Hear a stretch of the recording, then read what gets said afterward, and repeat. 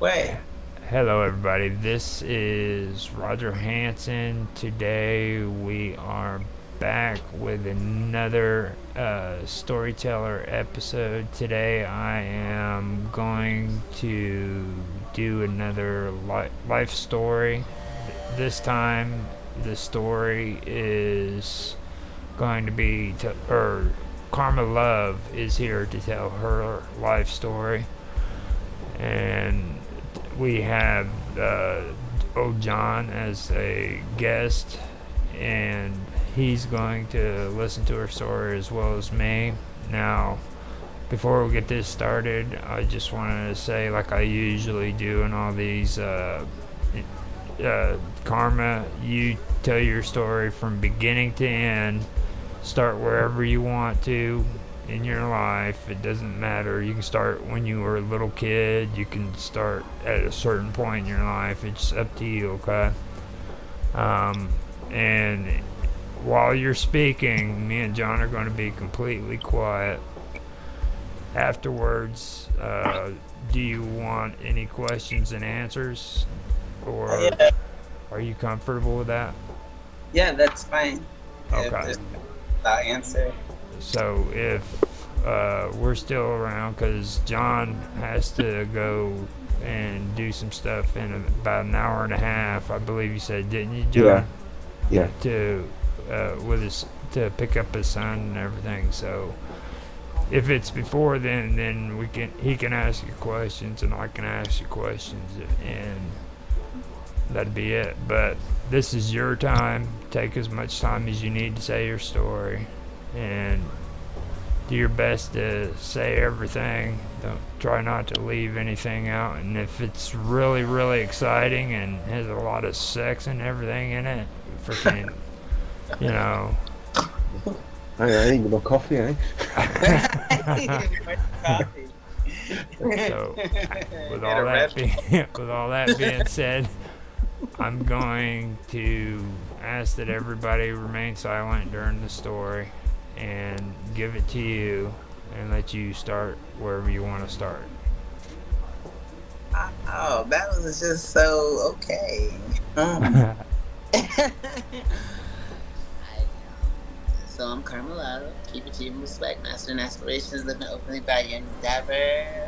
Though it is not the one born to me, the one affiliated associated with, because of my realization of us being a part of a system that properties us to where it sees us as being property. I created my own existence separate from that which was established for me without my consent. So the one I consent to is the one we see here present. And I let's see, I am a mom. I was a wife. I did the whole wife thing for like 10 years. That was interesting. Before that, I grew up in New Jersey. I, my mom's, she's a doctor. I don't know too much about my dad. I, um, I went to college for psychology. I started out at A&T. It's not a good school for psychology. Then I went to UNC Charlotte, and then I was just not a good student for school. And so I realized that I like to learn, but the way I learn is different from traditional learning. It's easier for me to do experience. I can do the book obviously, but it's still more interesting and more retainable when it is through experience. I am extremely, we'll say, spiritually in tune. Some call it enlightened, some call it elevated. I've been like this consciously for about 14 years now, but the most conscious from 2011. But like I've been on my stride for this would be coming up onto my 14th year. I I establish my existence in understanding that we are gods, winning every day, realizing great opportunities do subsist. A lot of people read the Bible and they'll disagree with that statement, but I don't consider myself a religious person, though I am extremely spiritual and definitely in tuned and connect to source. But Psalms 82 for the religious people, Psalms 82 verse 6 says we are gods. I, this comes from the notion that we create our existence, we manifest our reality, we manifest who we are, we manifest the lives that we either think of or we kind of release our life to the control of someone else, and that's the life that's manifested for us.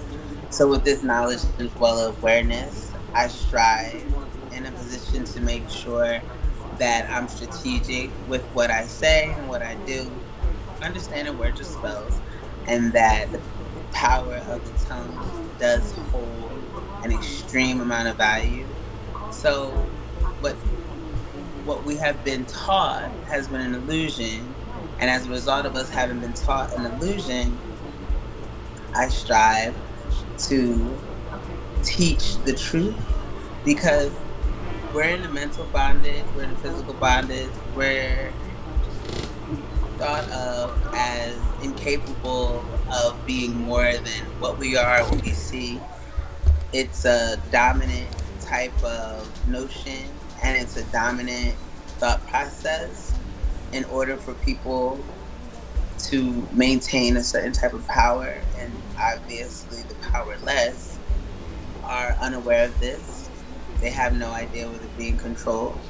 And when I started learning the truth about who we are and where we come from, I felt it not an obligation, but my duty. Obligation is something you kind of feel like you have to do even if you don't want to. It was one of those things to where I really, I felt like I had to do it. Not only I had to, but I wanted to. I would like to. So I started striving and I had no idea what I was doing. I just knew that there was a message. So I started like with music because I was like wanting to kind of just like get the message out. Like, hey, we're gods, we're powerful, you guys can create your reality, everything like that. And people kind of thought I was kind of crazy, some people, because it's like, oh no, that's blasphemy, blah blah blah blah blah blah. You know, I'm being ridiculed for such. But it was really just it was just an ultimate universal straining technique, training technique, excuse me, strengthening technique, in order for me to help people develop their strength, develop their powers, develop themselves in a way to which is sustainable, not just for themselves, but for the generations to follow them. And so when I first began striving, I didn't know I was going to just knew that I was helping people. I was going to help people understand the truth. And the truth to me was that we're powerful and we're a lot more capable of things than we give ourselves credit for. And then I met my now ex husband, and I remember one of the first questions he asked me because of the way I speak and the way I carry myself. He said, "Do you strive?" And I didn't know what that meant at the time. And I was just like, no, what do you mean? And he was just like, are you God body? And I'm like, I'm God. Excuse me. That he was telling me, that's when I first learned about like five percenters and stuff like that, but I never, excuse me, knew who they were. I was kind of myself before learning about others like me, excuse me, or outside of me or similar to me. It was just me becoming who I am. So we were together for a while, and then in December. So, all right, let me just. When I was a kid, I was in tune to the spiritual world. Like I was very young, and I could see. I don't like to say ghosts because they're not ghosts, but they're spirits. And I could see multi dimensions. We'll say multi dimensions because that's more politically correct. Because life is continuous. So even if you are not present in the 3D, you're most likely almost always present in the 5D or some type of dimension because we are living on multiple timelines simultaneously, which we're oblivious to because we're told that this is all there is. And so we accept that, but through experience, I've learned for that to be different. So when I was younger, though, it really scared me because these people these existences, these other timelines would be communicating with me through my timeline. And I was intimidated. So when I told my family, like, they did something. Sometimes I remember it was my grandmother's, I think she's turning 86, 85, 86, 86. And it was her birthday. And when, or it was her 80th birthday.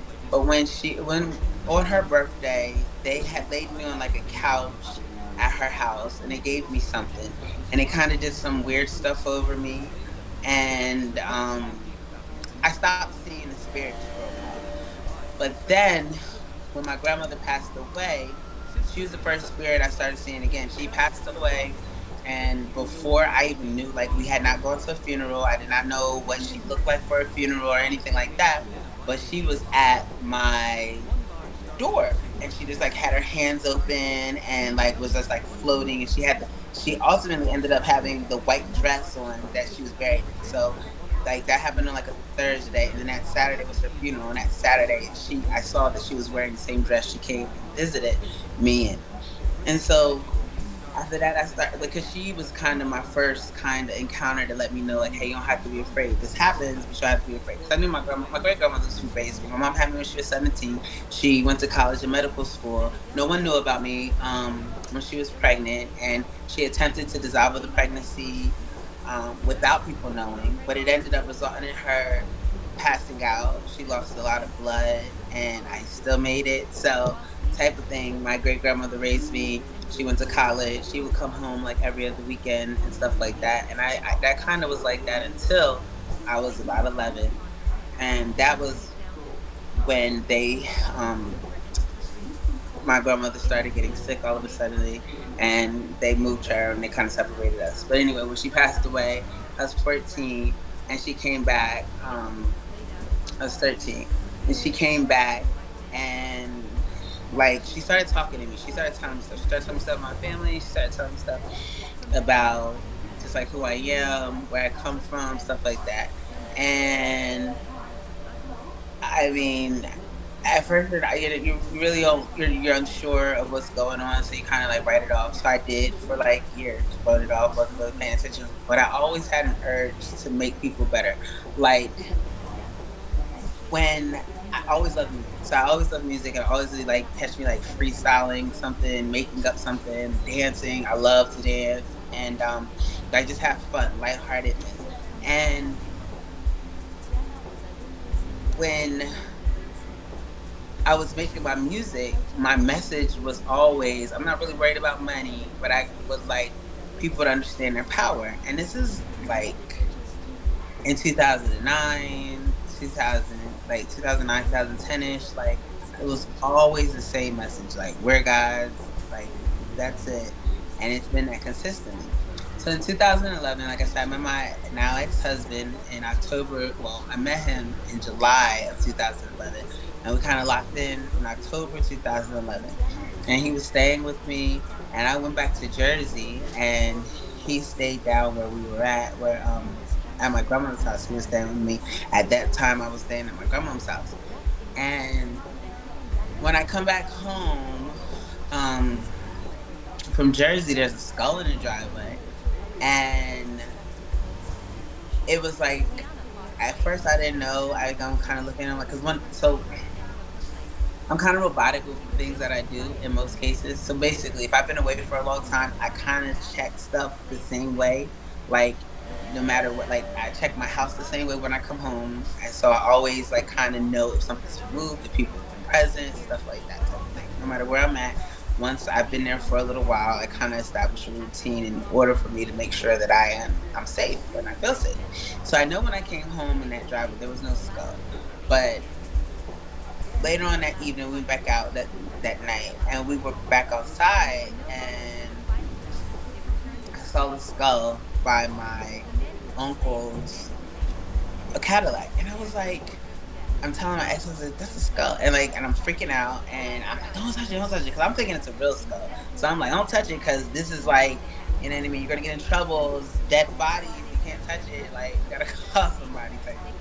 And so he's like, we're gonna wait till tomorrow to see, like. And the next day, I didn't really think too much of it, like at all. Wasn't thinking about, let me find out if this skull is real. But he, I was sitting inside the living room on like the arm of the couch, and he was outside, and he comes and he brings it to the window, and he's like shaking it. He's like, "Look, it's fake. It's no big deal." And he has like his baseball cap on it and everything, and I'm looking at it, and his skull is just like throwing me off. I'm like, "No, something's not right." Blah blah blah.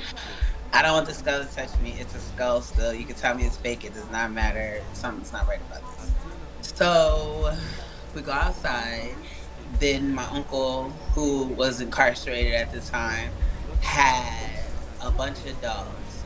And my ex was feeding the dogs, and I'm sitting on the steps while he's feeding the dog. The skull is like kind of off. It's a big patio, and so the skull is kind of like off to the side. But it was almost like it was like pulling me, calling me, and I got up and said, I don't feel too good. And like I started walking in circles, and he was like, "What do you mean?" And like I said, he was feeding dogs. I was like, "I don't know. I feel like I'm about to, excuse me." And before I said faint, excuse me, and before I hit the ground, because I'm fainting at the same time, I'm telling him, he catches me. After he catches me, he sits me down in a chair, ironically enough, right in front of the skull, and I hear like this. It's like this loud, piercing white noise. And it's like static. Like if you're watching a TV that's not getting signal, or listening to a radio that's not getting signal, and I'm listening to it, and at the same time, my body's in the chair, like I'm sitting in this chair, but my spirit was like hovering over top of my body, and I'm looking down, and I can see myself. I see him over here in the corner. I see my body down here, but my body's not slumped or anything. Like it's not like I'm absent of life, but it's definitely I'm watching me. I'm like, am I dead? Am I dead? And I'm asking him, and but I'm asking him for her down there. Like I hear ambulances and stuff like that. And I'm like, I'm dead. Oh my God, are they coming for me? And like I'm like freaking out. And I'm like, oh, are they coming for me? What's happening? And he's like, how can you be dead? You're talking to me. And like he was saying a bunch of other stuff as well. But it was like blah blah blah blah blah blah blah blah blah. No, you're not dead. Of course you're not dead. You would not be able to be dead if you were talking to me. If you were dead, I would not hear. Like it was almost like Training Day when I think about it now. Well, constantly every day, at least once or twice. But because I'm always attempting to figure out exactly what is going on with me and what goes on with me. And so learning self is very important to me. And so I highly encourage all to do so. But anyway, I'm listening, and he's telling me I'm not. I'm like, look, I have to get up, and I have to get out of here. That's like I have to tell you, I have to get out of here. So then now the soul reconnects, and I'm attempting to walk, but every time I attempt to walk, I kind of like get ready to drop. So he has a skull. It's a skull. It's a skull. It's making me sick. As like it's bothering me. It's a skull. And he's like, "What this?" But he would hold it close to me, like kind of like testing to see, like, what even this. And every time he pulled the skull close to me, and I was just kind of like drop. I'm still conscious, still aware, but my body was just bloop, kind of like drop. And then he move it, and it would stand up. So I I told him to get rid of it. He ends up throwing it, of course, in a place to where he could go relocate it again in the future. But I get in the car. He puts me in the car. I get in the car, and we start. I told him I have to go to the hospital. So he got to take me to the hospital. Something's not right. So as we're driving further away from the house, I start feeling better. And I was like, oh, I start feeling better. And then he's like, you do? He's like, well, how do you feel? And like the white noise is subsiding, but during the white noise, the time that I'm hearing it, I'm hearing voices. Not in my head, but I guess they were in my head because there was no other people around us. But they're telling me, and they're just like, there's signs everywhere. You have to pay attention to the signs. There's signs in everything. You create your life. You create your destiny. Like basically confirming that we are gods. Like these voices are telling me everything that I have been living for. So that was 2011. almost 3 years at that time, because it's like 2009. I got really heavy on that, and they're telling me pay attention to the signs. There's signs, and I remember specifically them saying street signs and license plates, and they said that there's always signs. So now people like they'll see me, and like if I see, let's say a license plate says GG7. Well, that's 777. And because G is the seventh, there's the supreme mathematics and there's the supreme alphabet, and you correlate the numbers to it. And then with the supreme alphabet, there are meanings to each word. Like if you guys ever see me spell, I'll spell CEE.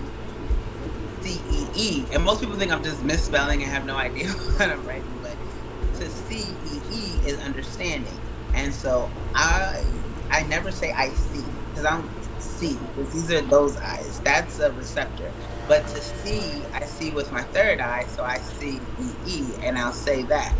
And so he was asking me, like I said, well, how do you feel? And I was just like, enlightened. And he was like, okay, yeah. And like we kept, he said, you should have to go to the hospital. I'm like, no, I'm fine now. And I was. But I wasn't really the same. I was fine. I was healthy. I wasn't passing out all over the place. But I started being more aware of everything. I mean, to the point to where it's just like I was like overactive. You know what I mean? Like I noticed stuff before it happened. I could tell people when it's going to happen. I heard voices. I could hear people having conversations about, hey, this is about to happen on this day. You should handle it like this, and the third. And I'm like, hey, I think we should go blah, blah, blah, blah. We should do this, blah, blah, blah, blah. And I was always given information or access to information in a way to make sure that would better suit myself, better suit my family. Even now, like if I'm on a crunch and I'm like, how am I going to get this bill paid?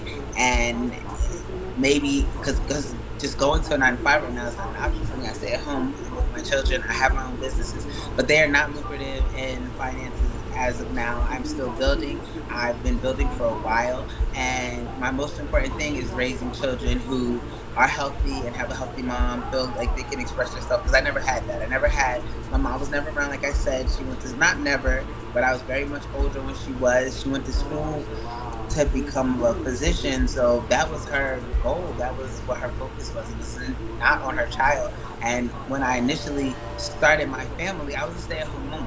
And my ex-husband was the only person at work. And just the way my children are, it's necessary for our dynamics for that to be maintained.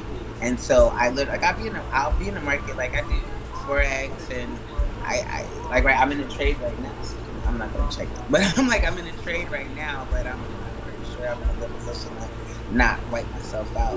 But like that's kind of how it is. If I touch money, I usually end up flipping it in some way, shape, or form. I like stocks, but I stocks are slow, so I have money in the stock market, but I focus more on forex trading. But my main focus is growing into my highest self and helping others to obtain the same.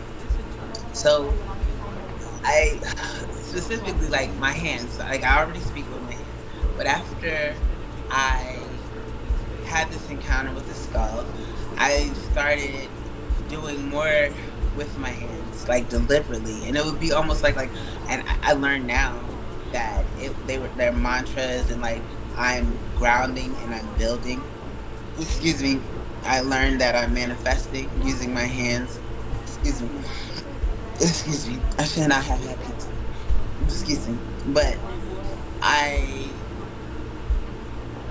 was I remember one of the main times, because they used to tell me you have to learn how to get control of that. Like my ex and his dad, they seemed to know a lot about what was going on with me, but no one being able to really fully explain it to me, like, or willing to. I don't want to say that they couldn't; they just weren't really willing. But it was allowing it to happen and kind of watching it happen. I remember my ex he used to tell me, he's like, "You're gonna have to get control of that," and I'm like, I don't even know how it started, to let alone get control of it. And so, I mean, it was something that I started focusing on. I speak glossolalia, which is in layman's terms usually known as tongues, but the tongues you hear in church is different than the direct divine connection of communication, in which spirits, sources, alternative existences are able to communicate through me. Some call it oracle, and some call it demonic and possessed. And but I just see it as God. Um, to where like if there's a message to be had, like it's like me attempting to kind of like not do it now is like I'm forcing myself. Like, can I just have 1 second? And I don't want to talk to the spirits in front of you guys to be like, hey, can you give me a second? But usually, like, if I'm on my stream, I'll like honor their existence. And I'm like, but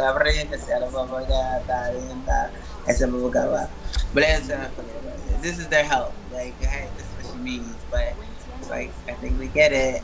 We don't need any demonstration. Confirmation for confirmation of God. Whatever Rinsa. Anything for you. But okay. So in regards to I'm able to communicate and give messages. Messages are passed to me through me. I receive different instructions and basically notifications, downloads through our computer systems. As we know, our brain is our processor, and I receive different type of updates, different type of downloads. That's what I realized the white noises are.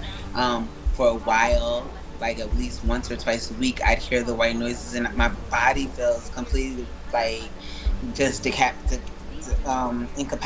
Like I'm unable to move. I'm unable to do anything. This was for a long time that it'd be like this, and I'd hear the white noise, and I just have to lay down on the floor and kind of just like get back to myself. But as I started to actively focus on control, because instead of ignoring this, which I feel like a lot of people might go through similar experiences, but they have no clue what to do with it, so they go to the doctor. They'll go to the doctor and like something's wrong, doc, and then like they get a medicine that kind of suppresses their download, suppresses their elevation, suppresses their enlightenment. So they end up kind of becoming part of the 85%, which they call sheep, because they kind of just put it to sleep. Whereas me, I I act I actively strive towards becoming more of myself and more of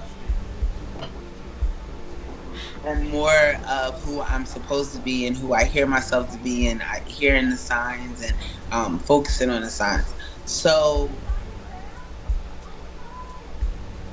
when like I said, the most specific time I can remember to where I knew something was up with me, especially with my hands, we had went to one of my ex's family members, like her it was Aunt Sheila's friends type, her husband and stuff. Anyway, my ex was talking to the husband.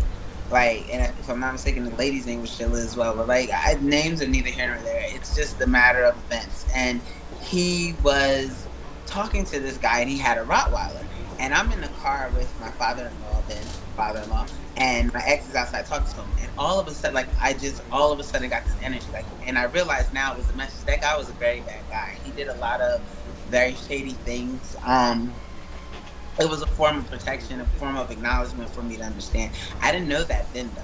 And so my hands are going, and daddy, his dad, I only known him as daddy. So like he's in the back, and he's like, oh man, he got you now. He sees you now. Like he's basically talking like he knows what's going on with me. I still have no clue, but I'm learning.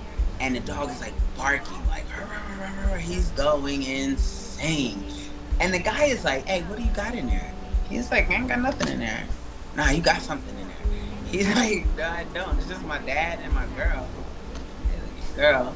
And, just looking in, he's like, yeah, man, she cool. Like, he ain't not thinking about it. But see, knowing who my ex is, knowing his involvement in the enlightenment, he probably did that on purpose because he already felt some type of way and he was testing to see if what he felt was true. Because a lot of people have used my powers for their ultimate good. Like my mom, when they were suppressing them, I found out later, just through experience, that it was because they had control over my power. As a result of suppressing them within me, they were kind of growing them within themselves, being able to utilize them. And I had no control over it. I had no clue or acknowledgement. And no one was telling me, like, hey, this is who you are, this is what's going on. So My ex and I, we had a son. His name is Yahweh. He was born March 18th of 2013, which that's 396. And we and before he was born, like I knew I was gonna, I had to name him Yahweh. Like there was just no, and Yahweh means God. There was no other question. It's like I have to name him Yahweh. I kept the same, like the downloads. It was just kept telling me I had to name him Yahweh, got to name him Yahweh. So he was telling me, he was like, I remember one day he comes home. He's like, "Are you sure we should name him Yahweh? Maybe you should put Yahweh as his middle name." I'm like, "No, his name has to be Yahweh." And it is, and 40 days and 40 nights after I gave birth, my son was kidnapped. His father suffocated him in his bassinet, but in the process of him suffocating him in his bassinet, he did live. He'll be pissed if I say this and he hears it. He'll deny it to anyone, but he's already told me. He's already, like, he told me what happened. He wrote a long letter about it and apologizing and hoping that we could move on from it. And then he took the letter back because he didn't want me to use it against him. But letter or no letter, I know what happened even before he told me, because I just kept seeing it. It kept happening. I kept feeling it. And it started because it was a big fight. Like, he never let anyone take care of the baby. He never let anyone. I'm his dad. I should be able to take care of him. Blah blah blah blah. So basically, we were arguing because I was being a mom, and I'm like, "Well, this is my baby." Blah blah blah blah blah blah blah blah blah. And so I want to take care of him. So the one night I finally give in is the one. He only has one chance, and the baby was like crying, crying, crying, and I'm up, and I gave my then 4-year-old. I like gave him his lunch and stuff, and I'm like, I'm listening, and I'm like, well, brunch, I guess, and I'm listening, and I'm like, I put the monitor by him, turn it all the way up. I make the baby's bottle, and I put it right next to him because he's saying he's going to get it. Because to me, I'm going to prove the point that this is why I don't let you. You didn't care, like. But I had no idea that would go deeper than that. So I go outside. I slam the door. We had like a 40-acre farm. There's like lakes and ponds. It was like nice property, and I was hoping to wake him up, and it did. So when he wakes up, he's at the door, and I always, like me telling you now, I can see him watching me as if I'm looking towards it. But usually this is the first time I really can see myself and see him looking towards it. Usually I can feel him looking down at me while I'm sitting with my back against the door. He waits, he comes back, and I mean he waits and he goes back to where the baby is, and then all of a sudden I hear baby, and I'm already pissed with him because my baby's been crying for forever. You begged and said I'm not, I have to let you watch your kid. I was saying it as nice as possible because these were not the words that you used. And he's telling me I have to do this. I do this. I allow him to, excuse me, watch his son, and he doesn't watch his son. Excuse me. And then the next thing, when it's finally his responsibility, baby, and I'm pissed because I'm hearing him like something's wrong. Like I knew he was going to tell me something's wrong, and he said baby again. I was ignoring him again, still pissed, and he's like, come check on Yahweh. As soon as of course that's the trigger. Like, what now? Was my response though. Like, what now? Like, what have you done now? Like, what? Because there was always something with him, and so that was my. I go in the room, and he holds up my baby, and my baby, uh, he holds his body up, and the body is just like limp, like seemingly lifeless. It was not lifeless, and my baby is alive, but he was not getting any air. And so I went, as I grabbed him, I started doing CPR. The baby would go, but he wouldn't go. He would go, but he wouldn't go. So he would inhale, he would not exhale. He calls the police, and I'm still doing CPR. They're like, oh, it's going to take 20 to 30 minutes to get there because we live on the outskirts of the city. So us living on the outskirts of the city, it takes a while. And I'm like, no, can we like meet you in the middle? They're like, fine, just stay on the phone with us, and you can go to the nearest paramedic center, which was on Gaston Day. at the time. And so when we're driving, a paramedic grabs my baby, and he's like, and I mean, of course, like me, just never gone through anything like this. Like, save my baby. He takes the baby. He takes the baby, and now I'm ready to get in the bus with them. But in the process of like the chaos, I see the baby on a stretcher in a littler bus, which I'm looking at it now because there's two ambulances. There's this ambulance right here, the big one that does not take, but there's this little van over here, and that's where Yahweh is at. He's in this van. He's not in the bus because the van is here to the side, and I'll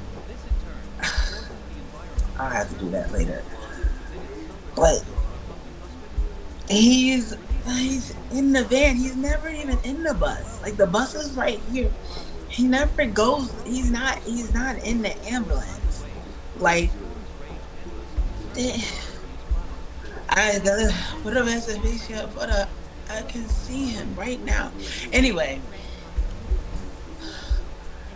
he's not even in the bus. Like, how do I get proof of that? Like, so anyway, they have the blue bag that they use to resuscitate while they're pumping air in my baby. Like, not my baby, the doll baby. The belly is sinking.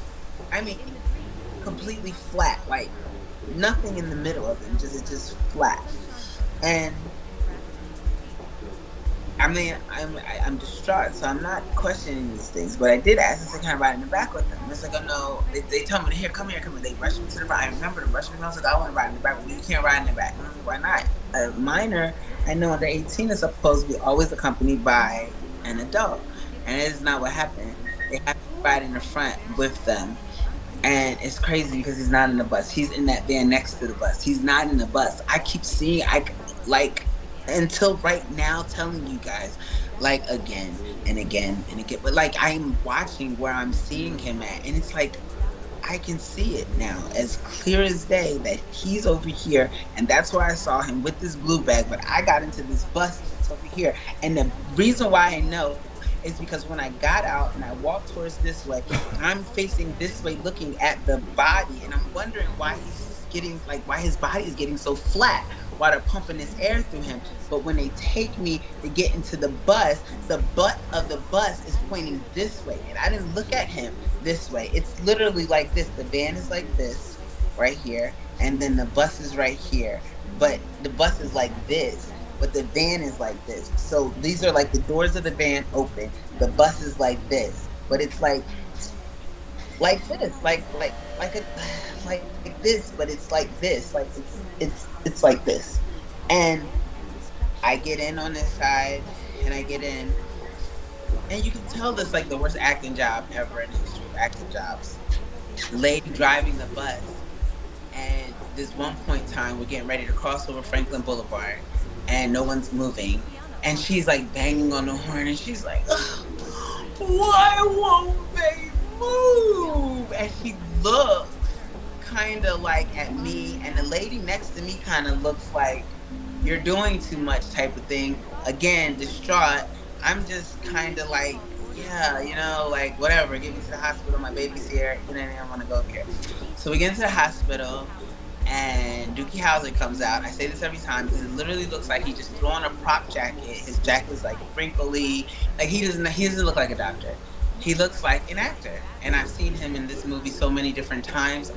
I kind of know he's an actor because he's played so many roles in this movie that they call my life. And I remember him specifically for two. We're not going to speak on one, but I definitely remember him in both. And like I said, he looks nothing put together. His jacket is wrinkly. He has these green scrubs on like he's so fake. You can just see him, he's fake anyway. He comes out and he's like, well, what was his name? He's like, what was the child's name? What was the baby's name? And Tweedledum over here, because I'm ignoring him because he said was, power is words. And to me, you're saying was as if he's no longer here. So I'm unwilling to accept this existence for my life. Rocket scientist is like, oh, Yahweh. And I'm like, why would you say that? Like, because I'm listening. And he's answering like, yeah, it was. And I'm like, no, he is. And so, anyway, the body was stiff. I think recently I asked Roger, or we were talking, and I was like, hey, how it takes a while for the body to get cold if someone dies. He's like, yeah. I was like, it's not gonna happen right away. He's like, yeah, it's like not within like the first 30 minutes or anything. And we're like talking about this. I said, but the body will get cold. And my baby was like completely brick stiff and freezing cold by it was like 30 minutes, 15, 20, maybe 30 minutes. And I've since like got hospital records that shown that like they pronounced him dead at 1620, but he then got a feeding at 1950 or 1949 or something.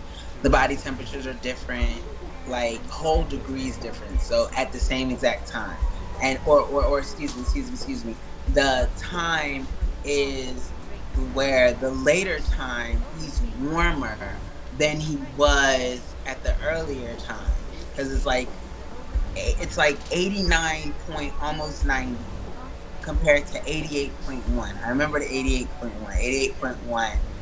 And I'm not asking these questions then because I've never been through anything like that, so I don't know. But I never felt like he was dead. I kept saying, like, my baby's not dead. Throughout my pregnancy, I was asking my ex, and I was just like, hey, are they going to take my baby?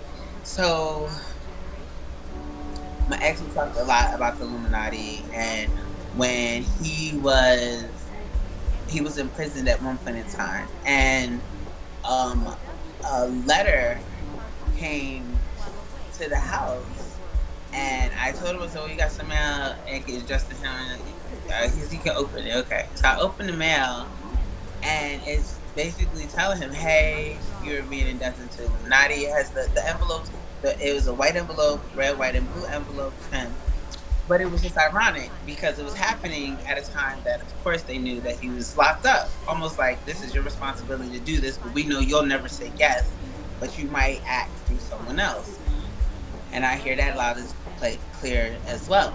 So it was like, if you're orientation manual, it's crazy because it was due to do the book or turn it in by the day that he would, like the day before he would get a job. So he got out the next day, but it had to be due the day before. It was like May 30th, and that it was due, and he was getting out May 31st type of thing. So I turned the paperwork in for free. I was asking the students people were talking about. I have no clue what's going on. He's the one who I never even knew these people existed. He opened my awareness to them, despite the fact me finding out later I had more of a connection through my family than I was aware of. Because again, they kept me pretty blind. My mom, like, she kind of just utilized the power that me being who I am bestowed and never really gave me access to it. So I kind of ended up being left out in the cold and everyone else getting richer, stronger, powerful, sacrificing my kids. And I just kind of just like, oh, what's going on type thing. But he was the one, like I said, who told me about it. And that's why I'm like, oh wow, these people are real. And like, to me, I'm not thinking, I'm not pregnant, I'm not even married at the time. I'm not thinking, oh, to me, it's research. It's like, what? These people are real? Are you kidding me? Blah, blah, blah, blah. So I turned it in. Orientation manual comes, he's out. I told him what I did. And an orientation manual comes. And when the orientation manual comes, we read it. And I said, this is crazy. And we burn it. That's like, I don't want anything to do with this. We're going to burn it. They started, but in that letter with the orientation manual, they were asking for money.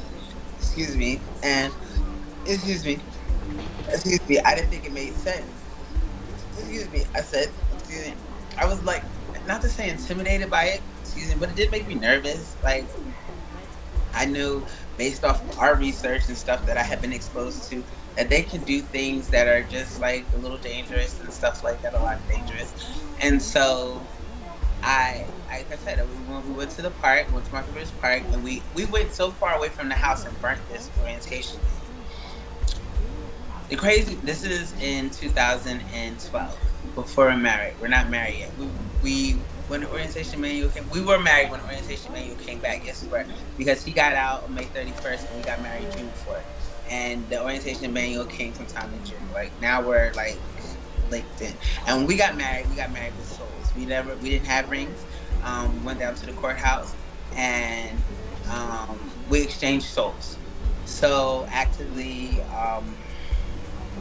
and consciously, that was what we exchanged, and we set our own vows. So the magistrate had to kind of accept like that was what we were doing, and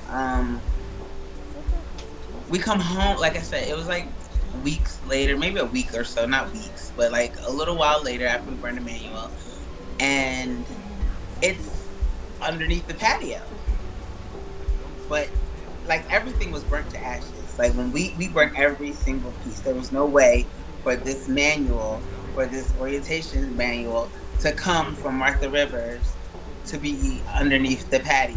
And I mean, it was a whole page, but it was like someone attempted to make it look like it was burnt, but it looked more like it was chewed, like there was holes in it, like on a type of you cannot escape this type thing. And I'm like, this is crazy, blah blah blah. So the letters kept coming, and then one time he's like, I'm just going to get the manual. He says he uses his credit card, he gets a manual, and it's a book this thick called The Wave of Tech, and it's like welcome.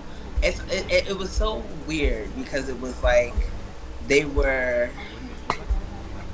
they were initiating him, but with wanting me to be aware of what was going on, type of thing. Like I had to know what was going on because I would not do it. Like it was almost like I know for a fact she's not going to do it. He will do it, and they're married, so have them do it. And again, like I said, we exchanged souls. That probably has a lot to do with how I guess it's different. And before we were married, the skull kind of already had me enlightened. And we move further. He gets the book.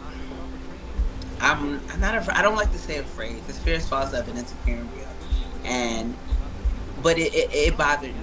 It wasn't something that I was just like, oh wow, this is so cool type of thing. And that's so while I got pregnant with Yahweh a month after we got married, and I would ask him constantly. It's like at least once or twice. I'm like, are you gonna take my baby? Are you gonna take my baby? Are they gonna take my baby? Like I kept feeling like they were gonna take my baby, and I kept asking him. He's like, you're gonna make that happen because you keep saying it, blah blah blah blah. I'm like, but I keep feeling it. I feel like they're gonna take my baby, and he's just like, well, it's gonna happen if you keep saying it's gonna happen. And I'm like, I don't feel like if I'm keep saying or stop saying is gonna change anything. I feel like this is kind of something, and he wasn't telling me the truth. There's people living in our woods, and I still remember they had like, oh, we're just out here collecting glass bottles, but they were not. Um, when I had Yahweh, there was an older Caucasian gentleman. Like I'm on a wing by myself. I had C-section, and so like the hospital I had him at, you give birth in the room unless you have C-section. And of course, you go to the OR, and then they take you to you know, what is it called, post, whatever. And so I'm in my room, but not the post one because you go from the OR to the little mini one to make sure you're not like dying for like an hour or two, and then you go to your room on this side.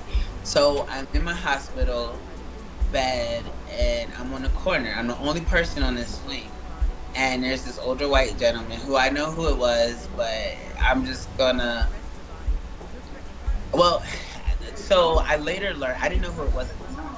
I later learned that it very well may have been or was George Soros. I know it was because of how he looks, who he was, and the stuff that has happened since. But there's a window, and again, like I said, older Caucasian gentleman. There's real no reason for him to be here at my door because right across the window, and he kept staring in my room. And I'm in the bed with my baby, and I can see him. And every time I look at him, he'll try to turn away. But he had his hand like he's like imagine it being my left side because it's this side that he was leaning on. But he's like leaning, and he's looking at my room. And then when I would look, he would look out the window like he's not looking at my room, but he was doing it with this side. So it was like this. I just don't have a wall between my demonstrate on this side. And so I don't know. I didn't think much of it then. because y'all was like on my lap and stuff. I was holding him, I was breastfeeding, and then my ex and I, we were like getting into horrible fights. And my ex was a liar. He was pretending to be someone that he's not, and he knew what he was doing. I remember one time him and his uncle having like, "You think this is her? I think this is her." Like they were looking for someone. I didn't know it was me. I didn't know I've been searched for. I had no idea. My family never taught me. They just kind of just let stuff happen, and up until I met my ex, everything usually almost always happened in my favor. Like everything just worked. It was never really any trials or tribulations, but his incorporation did alter that to the extent. And so when I was like,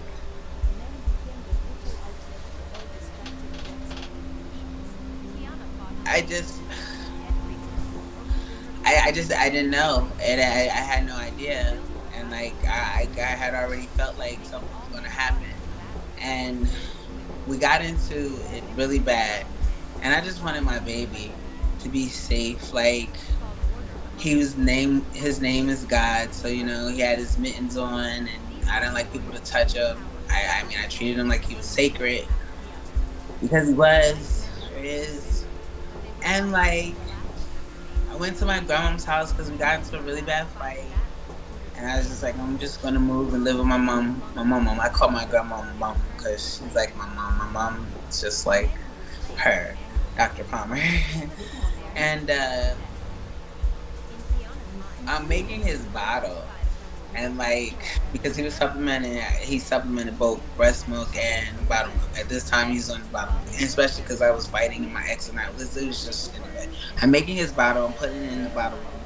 My baby is laying on this shoulder of mine right here. And then he never really sat up, like, little like movement, but nothing to where full head strength or anything like that. And he takes it and he goes like this. Like he goes from over here on my shoulder and he's like, he's like bobbing his head, attempting to move, to shift in the middle of me. And I'm just looking because he's so much movement all of a sudden. I'm looking down at him like, "What are you doing?" Just like a mom was like, "Hey, baby, you're talking, what are you doing? You're moving, da, da, da." Like, and he looks at me so sternly, my eyes, and he says, "If you go home," he says, "if you go back, Daddy's gonna hurt me." And I looked at him, and I'm looking at him, and I know I'm losing my mind now. He said he's gonna hurt me, and I mean, I thought I was crazy. I had drank too much wine the night before. One the main reason we were supplementing formula because if I drank too much, I wouldn't give him breast milk, obviously. And I was just looking at him, and I'm like, "Something's not right. Like I'm losing it." So I take him home. Not then. It was like 2 days later or something. Like he kept my ex comes begging me to come home. Blah blah blah. He misses his family. I don't want it to be like this. We just had a baby. Blah blah blah. We can make it work. Blah blah blah. And so I go. Not even a week later, we're fighting again. And he suffocated my baby. He pushed him down in the bassinet. I could see it, and y'all always see it, like he told me. But I can see it like now. Like my baby could hold his head up. He already held his head up. He knew how to move. He knew how to scoot. He knew how to roll over. Like he would go. He would like, and he would do that until I mean, until he rolled over. He could roll over. But supposedly, the story is that he just didn't roll over that time. And I know it's bullshit, excuse me, but I know it's crap because I like the story. Like when I went, the police, they do the report. They lie in the report. They say that I was the one to find. They basically relinquish all responsibility to my ex. And even like I've since got paperwork because I know he was alive. They They even say that I was the one who called. It's just like it's like who's the informant? Like it's just everything is botched. You can tell it's just a story, and that these people made up in their head. And I I remember going to the funeral home, and they're like, "Yeah, you gotta identify the body." And I looked at him. I was like, "This isn't Yahweh." And they're like, "Yes, it is." I'm like, "No, it's not. It looked like he had Clado, like it was a mold of a baby." And I got his ears were folded over. He was like way bigger, which you would not get bigger if you're like sickly and dead. You'd get smaller. And his face was huge. And I just kept telling them that's not it. That's not. Well, you have to sign the paperwork. I said, okay, well let me. I said, let me see underneath. I was like, I have to see underneath. And they're like, you can't pull the sheet back. I'm like, well, he has identifying birthmarks. I'll know it's him if you let me see. And I was telling them the area, which I don't like to see. I don't like to say because I've been since told that he's still alive. And if that's still true and that's the case, I would hate for something to happen to where these birthmarks get covered and people have no idea what I'd be looking for. That like there's more than one. So I know what I'd be looking for to know it was him. And I would not like anyone else to know if that was the case. And so nothing bad happens or anything. So anyway, he they wouldn't let me. So I just signed with an X. Like every bit of paperwork, like they were like, "Oh, the mother gives consent." Nope, X. I just put X in everything, like X X X X X X. X. And then like time goes on, we're still married. Life is horrible, not horrible. It's just like how you expect marriage to be after. And the whole time I felt like he sacrificed my son. Like I kept feeling like it. I always felt like it. So even though I was attempting to be submissive to my husband and not get a divorce, because this is one of the reasons that I'm more spiritual than religious now, because my religion was keeping me in this marriage and keeping me to where I felt like I had to be in this situation, and I stayed a lot longer than I should have. And as a result of me staying a lot longer than I should have, I mean, like this is what ended up happening. And so like we stayed together, we had more kids. Um but I mean you could feel the like we weren't he wasn't who he said he was, and it was just a mess. And so we were supposed to get a fresh start, so we moved to Florida. We're living in Florida now. And we were living in a garden, and excuse me, we had kind of had an argument, but excuse me, it had since died down. Excuse me. And he was like outside at the bottom of the steps, and or like at the top of the steps. Like the steps were only like three, so he's like right here in like the middle, like on near the railing, at the door. And I'm sitting in the kitchen in a chair. Like I was just in there just because we were talking. Like the chair doesn't usually go there, but the door is open. It's nighttime, so all of a sudden something says, "Come with me." And this is again, like I said, after the skull, so chain of events. It was 2011, then Yahweh, and then this happens. And so I go into the bathroom, I'm following it, it's coming with me, type thing. And when I walk into the bathroom, I look in the mirror and it's me. But then a voice starts to speak, which I know as now the voice of God's source, and my entire face catches on fire. So it's not on fire like ha ha ha ha. It's just instead of me having my face, it's a face of flames. And the flames are like a nighttime sky with stars in it. Like not a regular face. Like not a regular fire, like not the orange fire you normally see. It's literally if you were to rip the nighttime sky with the starriest nighttime sky, though. Like it was beautiful, but it was still fire. You could tell it was flames. Like it was everything was flames. The way flames move, the way flames are. I have my candlestick. So okay, I'll use this one. It's like this flame, but it's blue and big though, big and boisterous. But nighttime sky, stars in it. Every time God would speak, my face would catch on fire. You could not see down here. Every time it was time for me to respond, I could get my face back. I could see myself. I was standing in the mirror now. I could see myself, and it was my time to respond. When God speaks, my face turns to fire. When it's my time, I respond back. And I was being told then that I have responsibility to this world. Now, mind you, I had already been living in this, and it was just basically confirmation. Nothing about Yahweh was spoken, but I was told that I will find all the answers that I seek. I was told that everything will be made clear to me, but I have to remain in my purpose. And my purpose is to bring the world closer to their power, enlightenment. I am to enlighten. And I'm giving the short paraphrase version because it was a little while that I was talking. But my job is to do what I do, to where I talk and I am myself, and I'm not afraid to be myself because a lot of people are capable of these things, but they have been hushed or quieted a lot of times by finances. They get certain payoffs to not practice their power. Like a lot of Masons, people have no clue about the difference between 360 and the 33 degrees. The 360 degrees they say is you that's you incorporating the devil, but there's no such thing as the devil. It is only a lower energy self, lesser self. Devil is actually D apostrophe evil, and that's the evil within you, the evil you're capable of, as well as your highest self is your God, is the God, is your creator, and you and your ultimate. And so it's my duty to bring awareness. Most people call me the Oracle, and I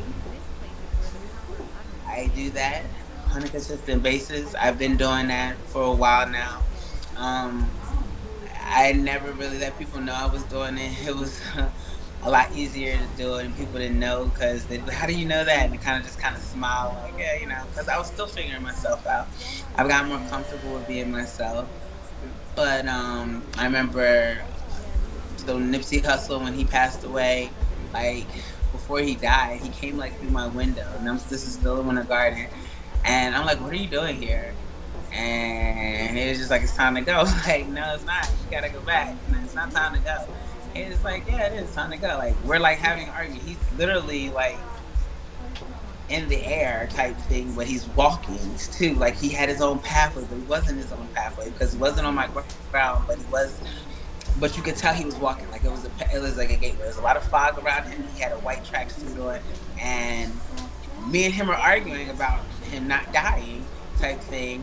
And he was just like, "Man, I'm not ready." And he bucked his hand, "Man, I'm not ready." And he was just like that. And once he said that, he disappeared. He was gone. The next thing you know, it was like all over that Nipsey had died. I didn't know who Nipsey Hussle was. I just asked him what he was doing here. I didn't know who he was. I didn't know who I was talking to until I saw his picture. And I told my ex, I was like, he was in the room, and I was explaining it to him. And I told him not to come, and he came anyway. And he's like, "That's crazy." Then same thing happened, like one of his friends, and I was seeing him, and it was just his brother. When his brother passed away, he told me about like my ex's involvement in it, and he told me about his then girlfriend's involvement in it, and like he told me everything. It got me completely outcasted from the family because like I was speaking up about these things, and I was supposed to play oblivious. I was like, "No, these people set him up, blah blah blah blah blah blah," and so it caused a lot of turmoil and tribulations. And another time, like when Kobe passed away, I had a helicopter shirt on that day. It was a Marine. I want to say it was a Marine shirt, but I feel like it was an Army. It was a military shirt. It was a great military shirt, and I used to wear a lot. It's funny because, like, after this happened, the shirt started like tearing up, like having holes in it. It was like one of my favorite shirts. It was gray and it had gold writing, but it had a helicopter on it. And I went outside with my kids. I saw a helicopter, and I was wearing a helicopter shirt. It was January 26th, but most people know already. And I go back into the room. I was at the Holiday Inn, and like this is after everybody's finding out and stuff. And him and Gianna come, and Gianna's like bawling her eyes out. She's like, I mean, I know this sounds crazy, but you're living in multiple dimensions. So she's was still hurt. She's crying. I don't want to be dead. I don't want to, like, she's saying this over and over and over again. I don't want to die. And like I had to, like, I gave her a hug, and like she's like laying on the side of it, and like, you know how like you comfort a child that was upset. And he's like punching at the wall and like yelling. Of course, I mean, he's there, but he's not there. But he's going crazy because he knows what he knows the sacrifices he made in order for it to get to that point. And I'm just gonna leave it at that because I don't like to hurt anyone's feelings. It's stuff that I sit on because I don't like to hurt people's feelings, but it's the truth nonetheless. And it was really Bob. They were very upset, and Gianna ended up going back to her sister. So not the little baby, but the second to the littlest baby is her reincarnating. And that'll go to show itself how much. So she's gonna start. She's gonna look exactly like her. Like she already does to the extent, but it's going to get more and more dramatic and more pronounced because that is Gianna again. But not to say that that baby does not have her own identity. It's just that's where she went back in order for her to live. And then the same, like I said, with Kobe. Kobe dispersed his energy, but he was very upset. He told me a lot about choices and different type of sacrifices people make, and some people feel required to make, and it just people that pass on, excuse me, or transcend. They help me to know a lot as far as regards to like stuff that goes on that not everyone is aware of. Excuse me, and the stuff that might make people feel a little intimidated. Like people look at like the Illuminati as like evil and stuff like that, but I also know just from experiences like the good side, not the good side, but like the positivity because it is an empowerment movement and they acknowledge self and but most stand on the 33 because it's but they that does most show a 33. So when they say you show a 33, they like the Masons and stuff you ever notice, they'll stand on like a square. They always at a 90-degree angle. And they do this strategically in order for them to affirm their power. But they still practice 360. They just only show 33 because they don't like for you to know what you're capable of. And if it's shown, then you exhibit it. Now, and they used to. Um, like I don't never fear for my life because I know I'm supposed to do this and I've been told to do this. So when others were enlightened, they were not given the same permissions as I am, and so it's a little different. Some people can say the exact same thing as I do, and they get silence.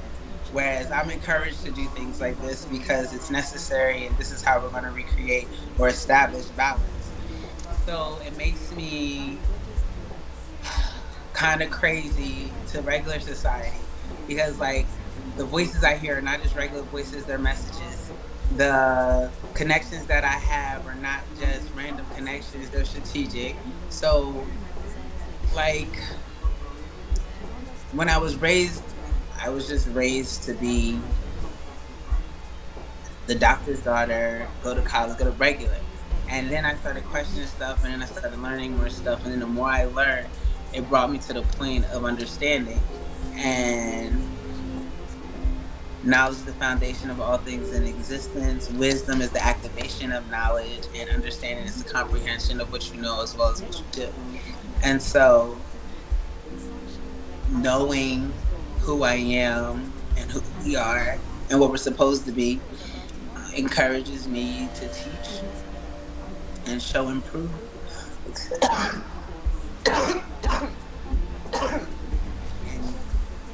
there's so much more, but it's just like so basically I can talk to quote unquote spirits. I don't like to call them dead because they're not dead, they're very much alive.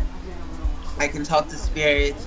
I'm I'm really in tune with source. I say God, but a lot of people are intimidated by God because of what it is usually associated with. We think about religion. We think so. It's just the ultimate highest power.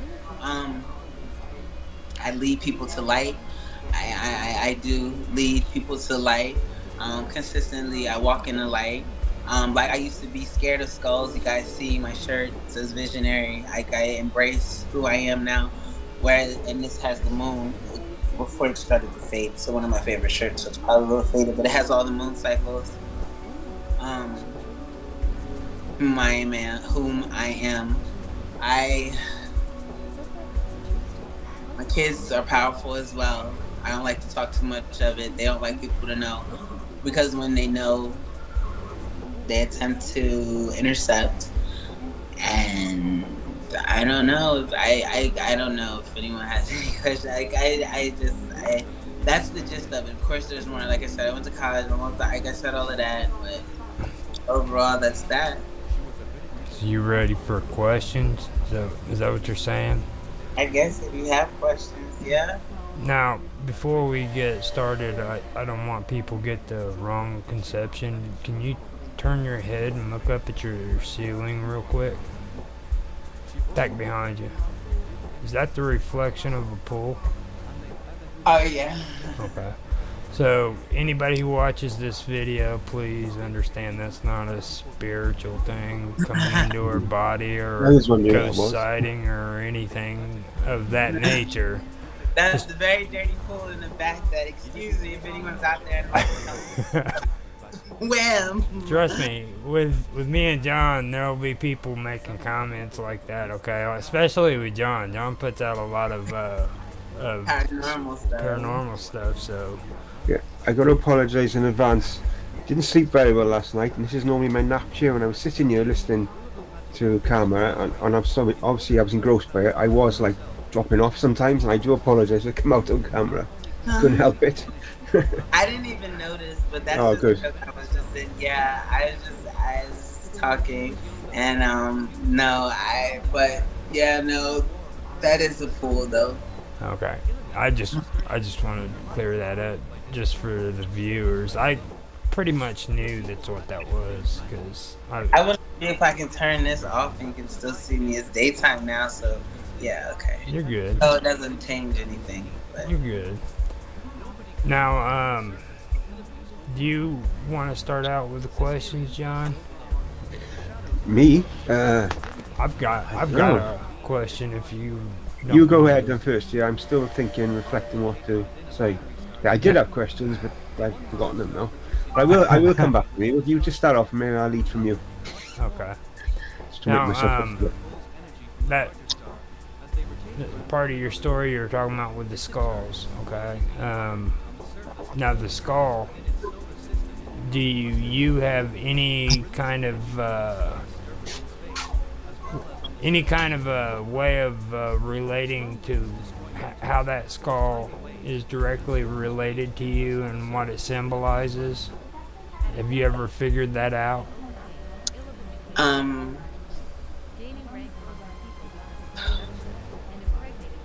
yes. Um, so like my family is connected to powers and certain type of extremities that I was unaware of, and it was my time to tune in type thing. Like it's just certain families and certain people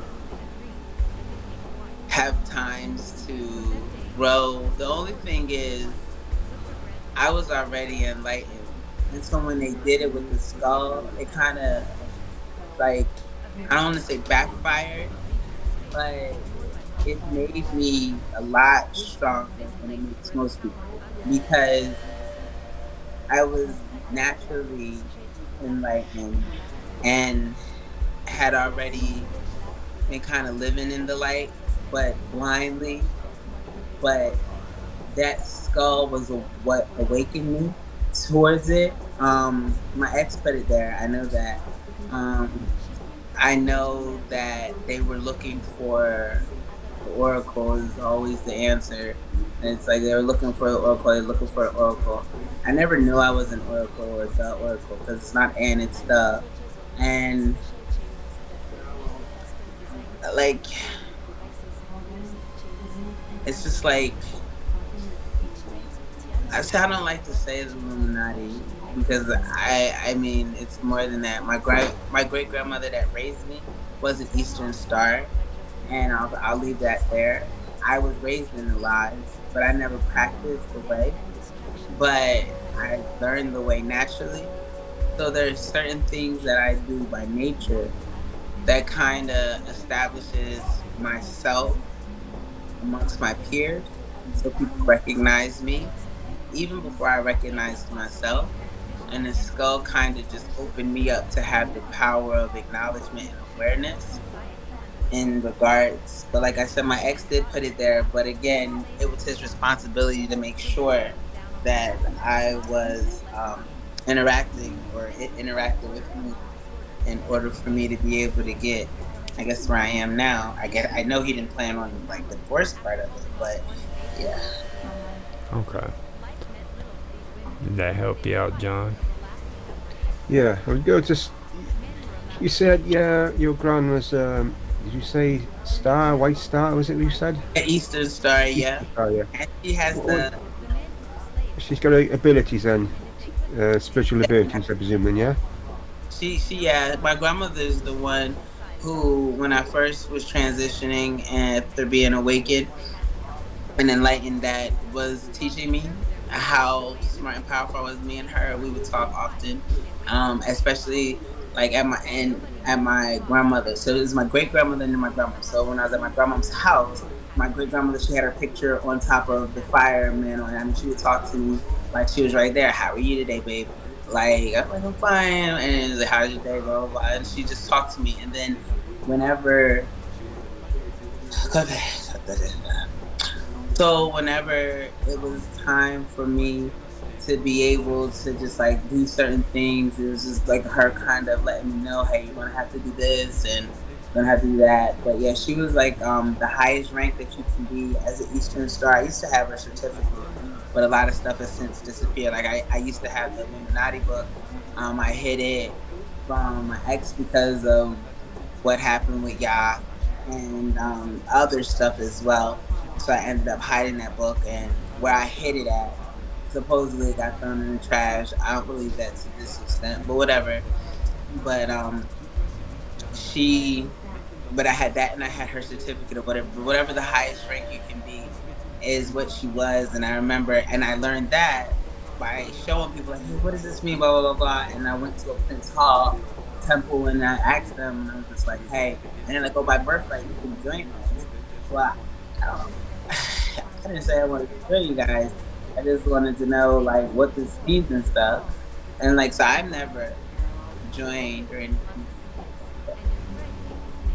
She has, I guess I don't know what she did when she was alive, but I know what she does for me. When she's less like she's probably one of the least dominant resources that I have. Excuse me. Then I guess that's just because of where I'm at. It was like she was kind of my starter kit, and she Yeah. was teaching me stuff and showing me stuff and like just explaining everything to me and like letting me know that I was supposed like what I was doing was right. Like I'm not crazy. So like I kind of resort to those type of lessons and teachings whenever I feel like oh, I have to be losing it. This being one of the times. And when I talk about me out loud, I sound crazy, but I know I'm not crazy. I'm very well put together, and I know that I've even went. I went to therapy. I went to like, hey, maybe something's wrong with me, and can I have a check for it? It's the main thing, like disability and stuff. And they're like, no. My therapist assessed me as being too smart and telling me that there's nothing wrong with me. And that's kind of one of the things too. Like it's always everyone where they would have maybe gave someone else some pills to where they encourage me to be more like I am, more so like proving and such, as opposed to attempting to suppress me. Like only people that's ever attempted to suppress me are people like right now because actually, yeah, actually, it's like a high pitched noise in it's not the because it does the both like a dog whistle almost, but yeah, I see in the gara. And it's a million the glove in the because all of them and it So like attempting to tell me to tell the truth because it makes me nervous. I get nervous because like I don't want to be that person that like talks to dead people and has all these answers, even though I do, because I mean I get I have to be not. I just Mm.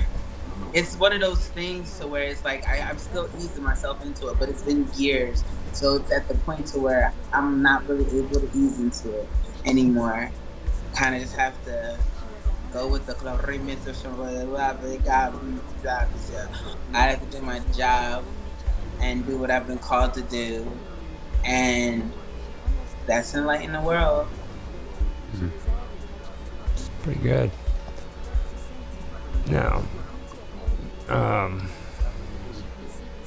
the one thing I do have to also talk about too is like I noticed the thing you were discussing with your family, and we've talked a little bit outside of this video too because you're my co-host for one thing, but it's you mentioned your mom, okay? So uh, a few times now.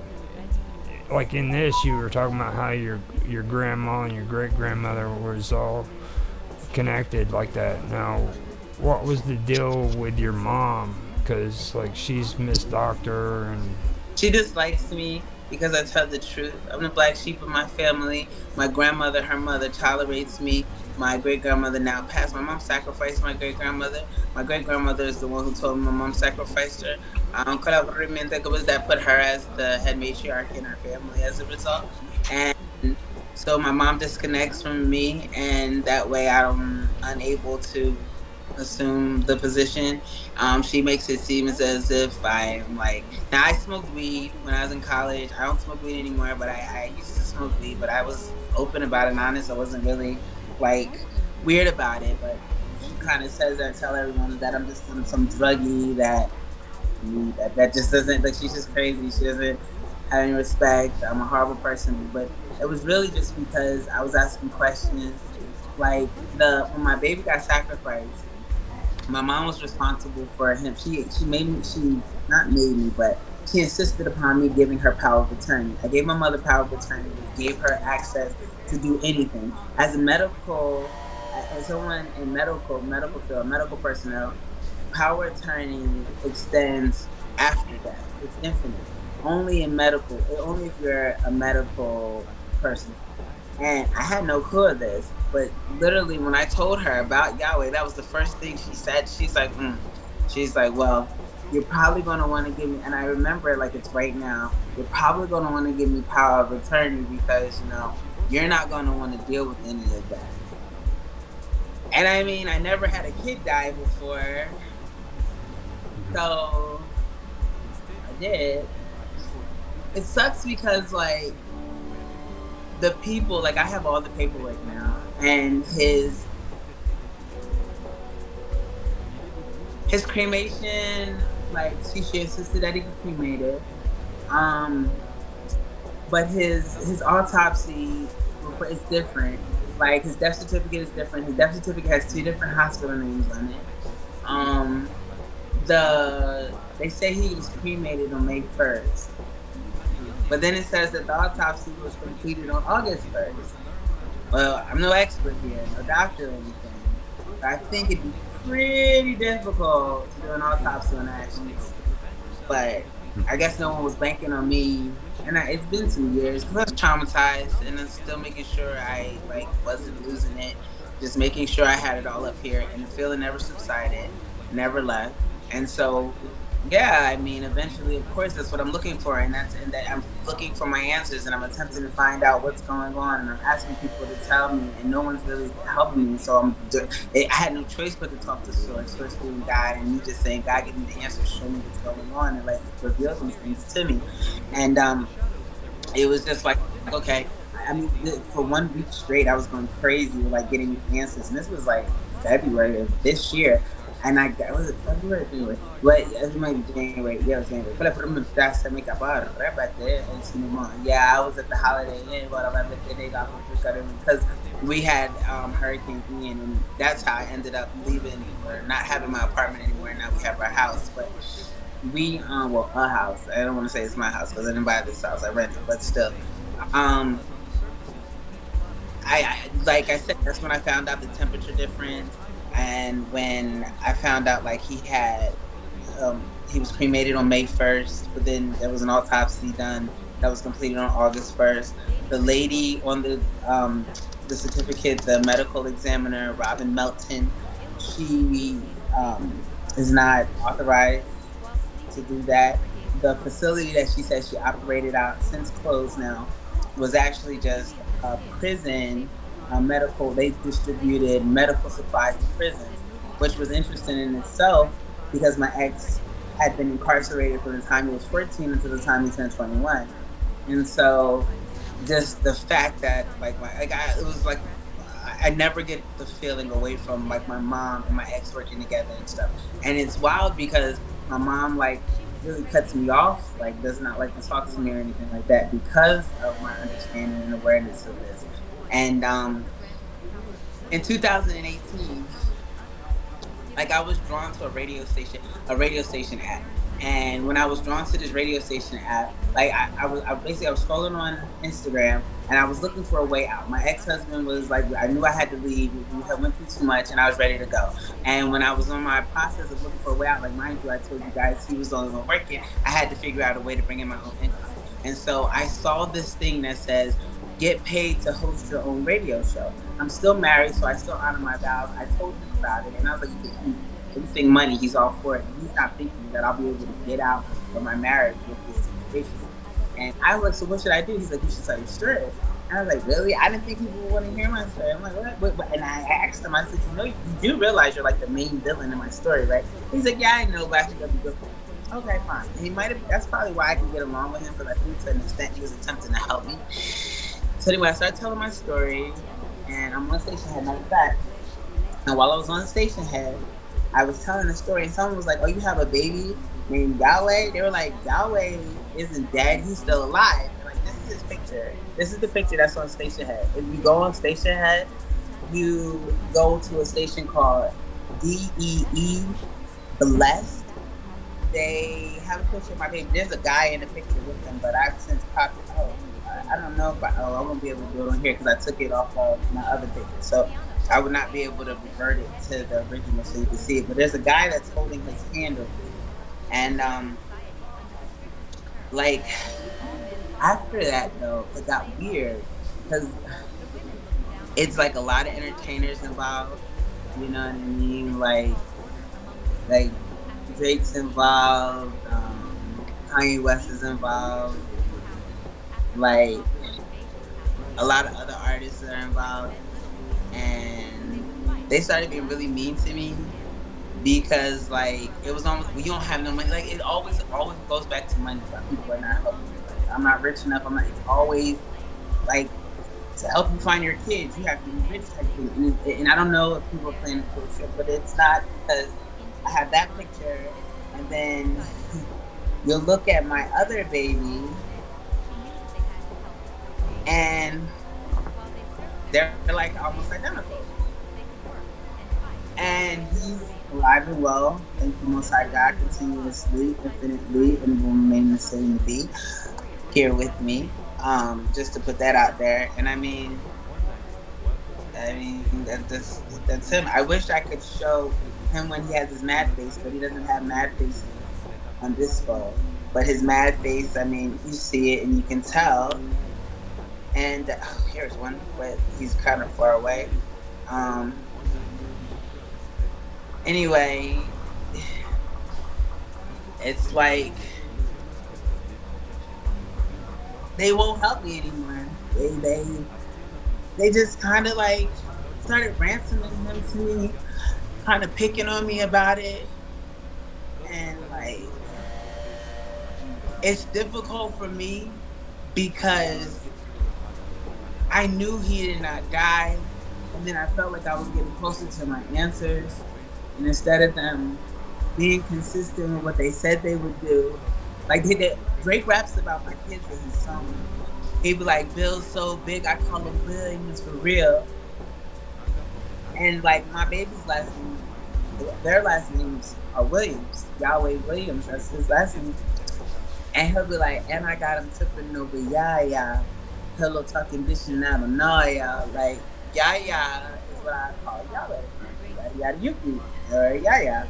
I call him Yaya. Then I have his brother Jaja. Then I have his sister Soraya, and we call him Rara.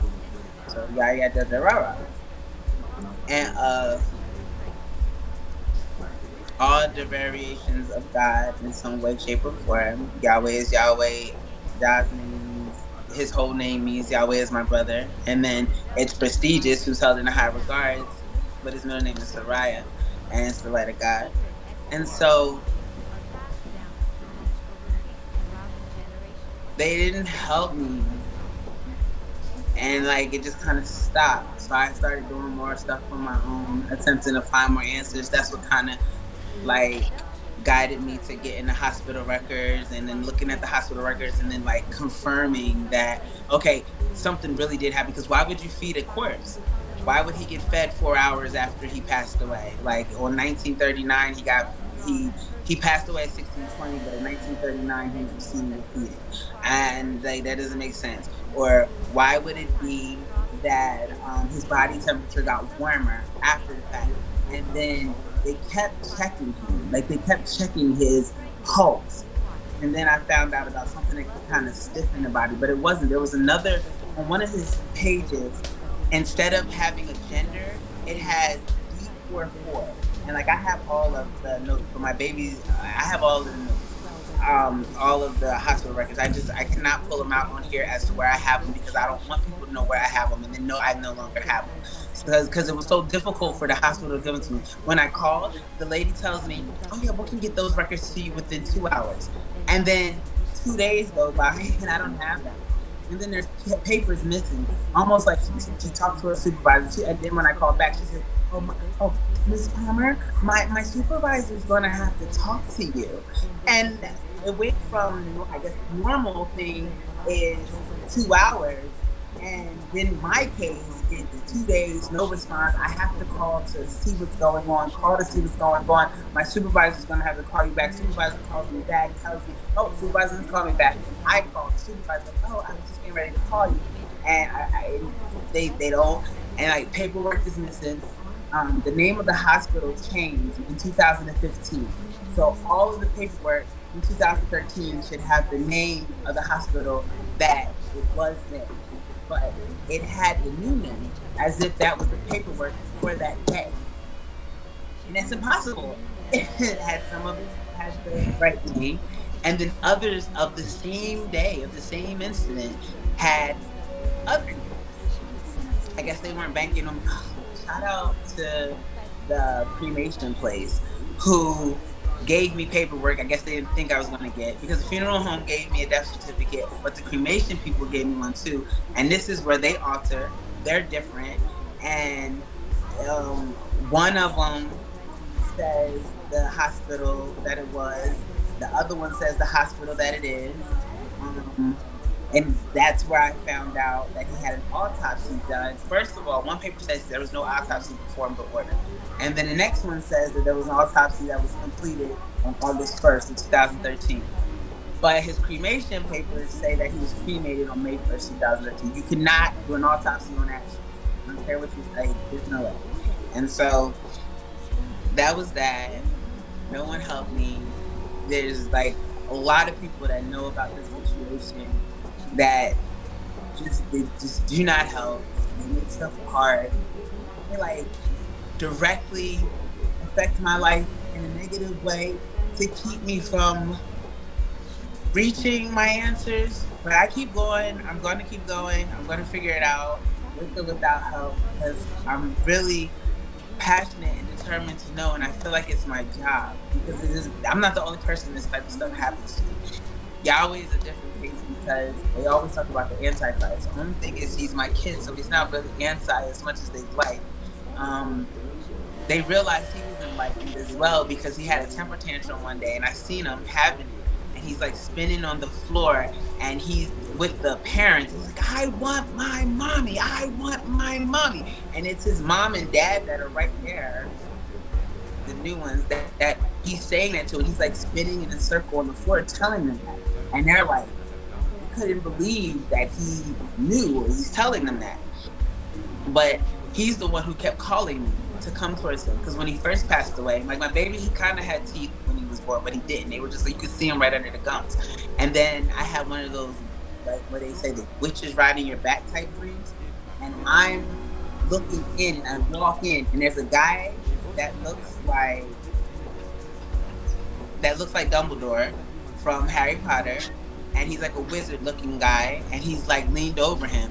And when I walk to the, and I'm looking at him, and Yahweh hears and sees me coming towards him, so he kind of looks his head up back at me, and this guy flies towards me. He's a wizard at first, and then he turns into some like scary thing, and he tends to scare me, and I wake up at that moment. For a while, I couldn't move, and I was sleeping in the car in my grandmother's driveway because it's hard for me to go in these houses that we had. Because anywhere that Yahweh had been, it was really difficult except for the car because that's where we were always, and that was where he was at. And it's like I didn't like to be anywhere else where everything was okay. It was almost like I was attempting to channel answers that I didn't know I was really looking for. And that happened. Like and then I asked my mom one day. This is what really kind of threw me because I said, "Mom," I said, "Do you think that Yahweh's still alive?" And she said, instead of saying no, well, of course not, he's buried or anything, she was just like, "It's very well possible." What? And claims of life, it's a mess. It's a mess. But yeah. Well, I think we probably better cut this short because John said that he had some stuff he has to do. His baby. Yeah, I talked his ear off last time into his extended Yeah. time. He gave me extended time. So One thing I'm just gonna say, I'll leave it as a question, but we can sort of answer it again if you want, because probably not gonna have time now. So, you believe that the abilities you have, or similar abilities, have obviously passed down from your grandmother? Do you think they've gone to your children in any way? Yeah, they have. My Yeah. kids have different powers.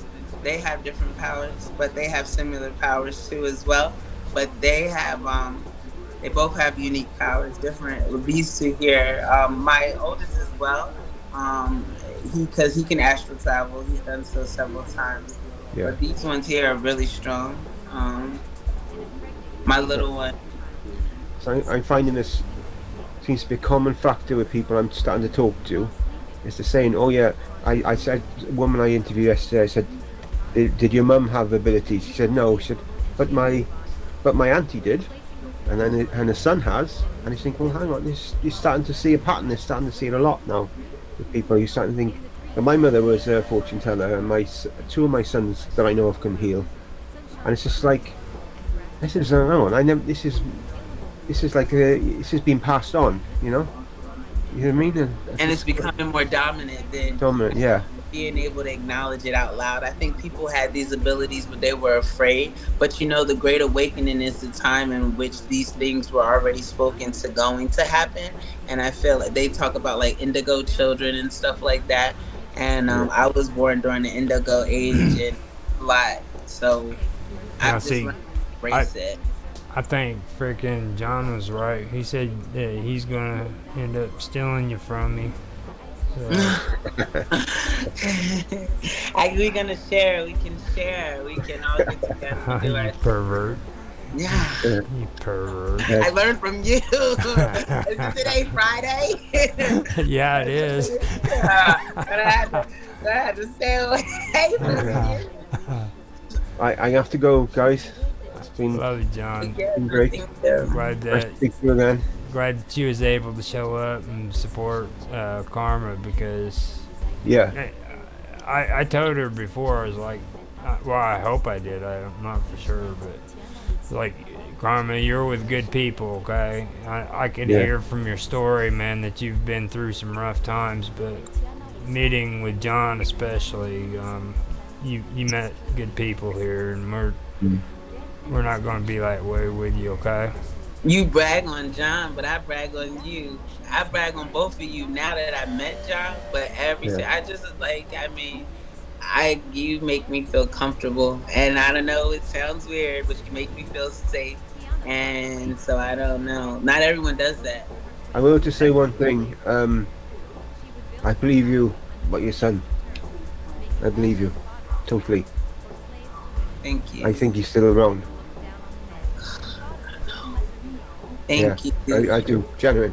I'm not just saying it because I'm not saying something just to make you feel better. I said because I believe it. I can sort of. I'm not sure what I'm saying. If I had to put into words, please don't take this the wrong way. If I had to put into words, it's like your son, he's got some sort of special ability. I don't know wherever, and I think that I Right. mean, the powers that be knew that even before perhaps we did. Or maybe you had an instinct of this. Sorry if I upset you. I didn't mean to do that. Um, No, because you're right. I But already I felt that, but see. I don't. it's like I said before too, like giving testimony like Yeah, this is it's a very spiritual thing. So a yeah, lot of things come out of it. Like I did yours just recently here, John. And yeah. it's like you said you had that feeling. Mm, So that's the one thing that I do appreciate with my recovery and everything because I was able to sit down twice and tell my life story and it just did something for me. It's yeah. just something that's really amazing. I'm sorry if I upset Karen. I didn't No, mean to. you need to help me because I already knew. Like, you just I just had to say it. I couldn't not say what I saw. I felt. Not. I felt. I saw it. I didn't feel it. I saw it. If I felt it, I would be. Should I say anything? But when you see something, you think, no, no. I got to. I have to say something. So anyway, I have to shoot, guys. I'm sorry about this. I have to go run and I'll have to. no. Thank you, and Thank have a Uh, good. Be safe. yeah, I'll speak Thank to you you, both John. soon. Yeah. Right. Bye Yeah. now. See you See later, you John. later. Bye. Now you gonna be all right? Yeah, of course. I've been alright all this time. It's just like No. This like I said, okay, this is pretty powerful stuff. So it's healthy. It's everything that you're going through right now is healthy because you've actually been able to talk it out. You got everything out that you need to say, you know. So are you okay with it? yeah, no, I'm cool. Everything's gonna be good. Anything you want to say or Thank you.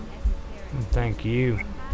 You know, it helps me just as much as it does you, believe it or not. You know, Yeah, just you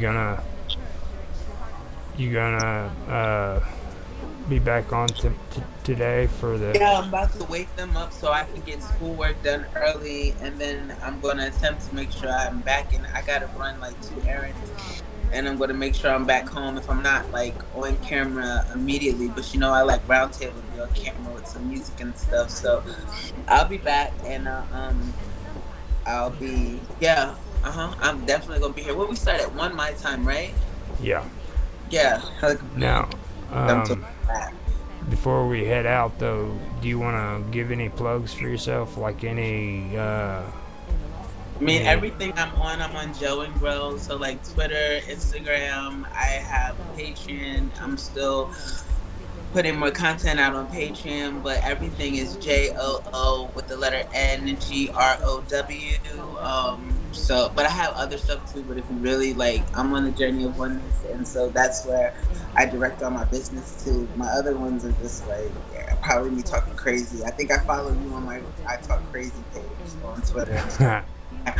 But I just do that just so that I can separate the business from the chaos, but let people know, hey, it's still me. I'm just saying you don't have to follow the business and get flooded with my nonsense. I know how to keep it separate type thing. But You got something on YouTube, right? Too.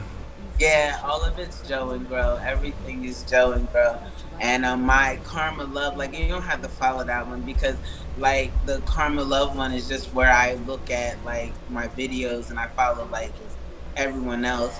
But my Joe and Grow is where I put all my content. You saw like what you share from me and stuff like that. That's the one I want everyone to look at. And then Okay. I'm putting more content on. All right. And I will see you back on here again, and hopefully you'll be Oh happy. wow. Yeah, like 3 hours. Yeah. Well, okay, you'll have your full of me today. Then I'll see you soon. Roger, thank you. Thank you too. You have a good day. Be safe. Bye bye. Okay, so now we come to the end of the hour, and I hope you guys enjoyed. Thank you for being here.